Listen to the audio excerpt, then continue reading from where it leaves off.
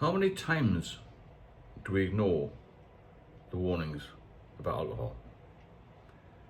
Not just from other people, but from ourselves. Because I started drinking as a teenager, and my mother even said, "You're drinking a bit too much." When I was about 16, she found a lot of empty cans in the cupboard in my bedroom, and my excuse was I played in the band, which I did, and the lads used to come round and practice and whatnot. And we used to go around each other's house and have a few cans of beer. About 16 at the time. It seemed quite normal. We all did it. That was my first little warning, but I didn't take any notice, I suppose. Otherwise I wouldn't be sitting here talking to you about this, would I? Now, I became, I would say, a normal or social drinker from the age of about 17 onwards. Drank a little bit more than most people, I think, maybe my peer group at the time. I remember a taxi driver saying to me, a young lad, saying, "God, you're drinking a lot, Steve." I thought, yeah, I am, but big lad, I'm fit, I'm all right. I was doing an engineering course at the time, which I hated. I had nothing to do with my drinking, but just part of the history of it. And then I joined the police service, and I ended up in South London. Now, the police lads and girls used to drink quite a lot, but most of them were older than me.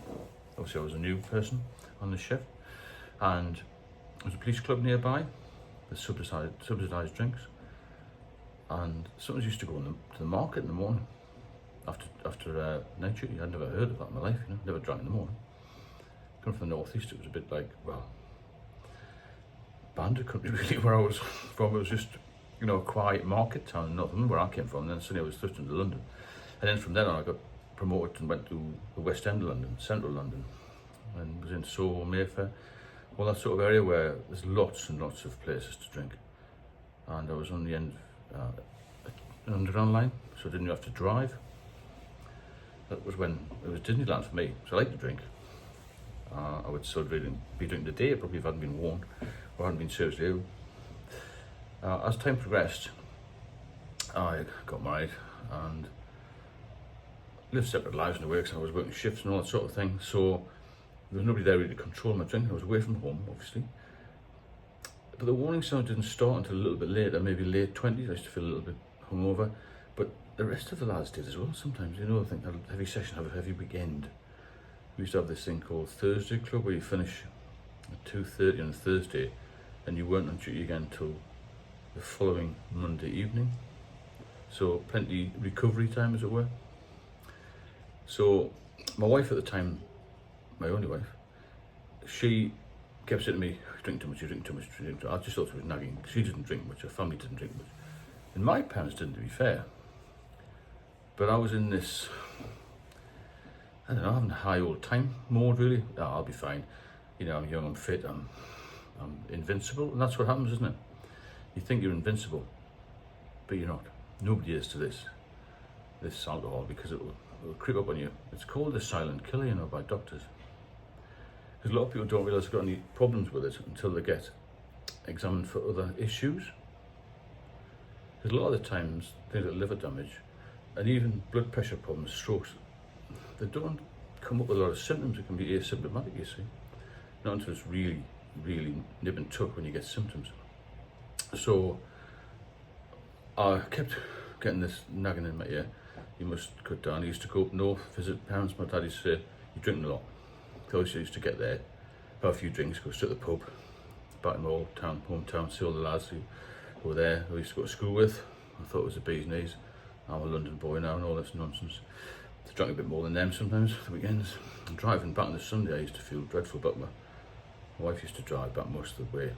I used to pretend that I was driving by driving out of the driveway from my parents' place, and then as soon as I got into the town and I'd swap over, I couldn't drive back. I had such bad hangovers from the weekend away. But I knew my weekends away, I had Sunday evening and Monday to recover before I went back on night duty. So that's fine. So Sundays was a long, long drive back. A lot of roadworks in the A1M.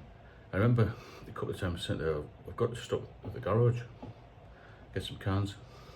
I remember one day I felt so bad that I staggered across the petrol station courtyard, and I could nearly collapsed.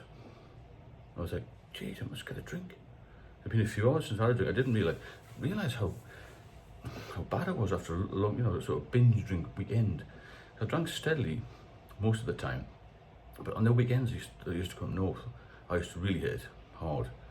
And that was another warning sign. I know that my parents were telling me, my wife was telling me, sometimes the lads at work would say, "God, Sarge, you're drinking a bit too much." Now, I still battled on. Oh, the pub would be fine now. So I used to get Monday night, get my night duty over, and that would finish at 6:30 Tuesday morning. And then I'd go straight to Tesco in Epping, at 8 o'clock when it opened, and get some bacon and eggs and about 8 cans of Stella. But I didn't drink all 8 cans, but I had about 4 in the morning, between 8 and 10. But I slept like a log, because it'd been up all night. And so it put me right for the next day, really. So I'd always have a couple of drinks in the morning. And then, like I said, we used to go to the market sometimes as well. On a couple of occasions, we went to the market 6:30, 7 o'clock in the morning. It was full of, shift workers and whatnot. I remember going from there and waiting until the pubs open normal time 11. And going for a couple of pints there, then going back home. Just incredible, but a lot of us did it. And a lot of the guys I did it with aren't here anymore, for obvious reasons, because it catches up with you in the end. So I eventually went to the doctors when I lived in Epping, and she said, "Oh, we'll give you this, that and the other." So I said, "Oh, I'll do that, do this, do this, do that." I didn't get any medication, I didn't push for that. I just said, "Oh, I'm going to cut down myself." Well, obviously I now know that you can't just cut down yourself. You've got to come off, if you're a heavy drinker, alcohol dependent, you've got to get medical assistance. So I was warned all the time, really, about it, and I didn't do anything. So how long do you go on? How long do you go on? Subsequently, I retired from the police, and I got divorced, and I was living alone. I was off for 8 years, totally sober for 8 years. I didn't realise that relapse would be so dangerous. I had a couple of seizures before that, when I tried to stop cold turkey. So I did 8 years off, and I started drinking again, 2014, and I got worse and worse. Physical health, mental health went just really downhill, deteriorated rapidly. I tried to get some help. I got some diazepam a couple of times, and then eventually they stopped giving me that. I was on and off a little while, relapses and all that sort of kind. 2018 came, and I was really quite ill then. I managed to get through Christmas, and eventually 2019, I was so ill that a lad I used to know said, "You must call an ambulance," which I did. And I was rushed into hospital, emergency hospital, and they told me I had symptoms of liver problems and all sorts of other carrying. And that was my final warning when the consultant said to me, "If you don't stop drinking, if you do have another drink, you'll be dead in 6 months' time." That was my final warning. Well, my last relapse, my last drink, and that was my final warning. And I know for a fact that I have one drink, then I'm back to square one. I will be dead in 6 months. Probably less time, to be fair. So I've had warnings since I was a teenager. No doubt you have as well. Heed the warnings from what people tell you, but also from your own body. You know when you drink too much. There's a lot of stuff on the internet, a lot of books and this sort of thing about this, that and the other scientific things about drinking. You will know yourself when you're drinking too much, and that's very important. You've got to recognise those signs before somebody else does, or at the same time, and you must seek help, whether it's from a medical person if you've got real addiction problems, or you can try and cut down. You speak to people like myself or others that do this sort of thing. There's books out there, there's lots of information on the internet, but don't just Google everything. Go to the NHS, really. Speak to the doctor. It's probably your first port of call, to be fair, if you're drinking far too much. But don't ignore these warning signs, because they'll start when you're young, and the biggest indicator is when you yourself feel unwell. Okay?